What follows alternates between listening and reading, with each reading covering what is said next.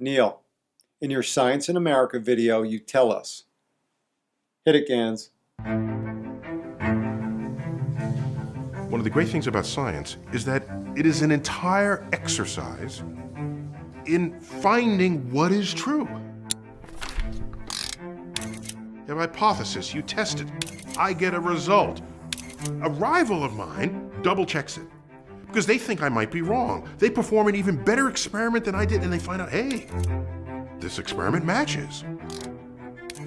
Oh my gosh, we're onto something here. And out of this rises a new emergent truth.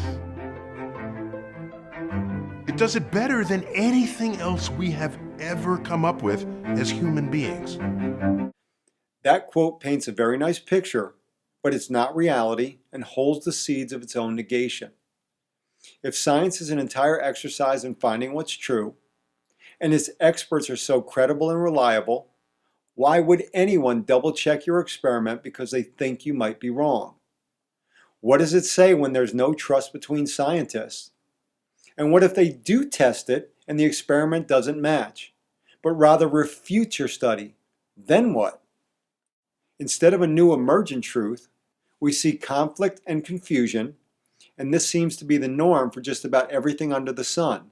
Hence, the constant change, conflict, and confusion for every point, premise, and postulate, and the paper trail of faded, failed, and disproven miracles, experts, and research. Here are two headlines that contradict your claim about science being the best at finding the truth. In 2017, fewer than 1% of papers in scientific journals follow scientific method. In 2018, beware those scientific studies. Most are wrong, researcher warns.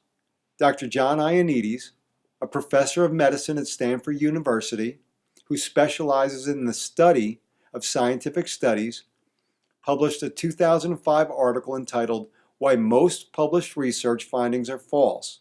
He said, "The majority of published papers are pretty sloppy, and when studies are replicated, they rarely come up with the same results. And diet is one of the most horrible areas of research." In 2018, the New York Times ran the story, "More Evidence That Nutrition Studies Don't Always Add Up." Experts have long contended that many nutrition studies are misleading, unscientific, or manipulated to draw dubious conclusions. One week, coffee, cheese, and red wine are found to be protective against heart disease and cancer, and the next, a new crop of studies pronounce they cause it. Also in 2018, we saw this incredible piece of research. Orange juice linked to skin cancer. Scientists at Brown University showed that drinking citrus juices, like orange juice, may increase your risk of developing the most deadly form of skin cancer. But grapefruit seems to be the most hazardous of the citrus. They said further investigation is needed to confirm our findings and explore related health implications. Neil, just one question. Who in the hell is running this flea circus?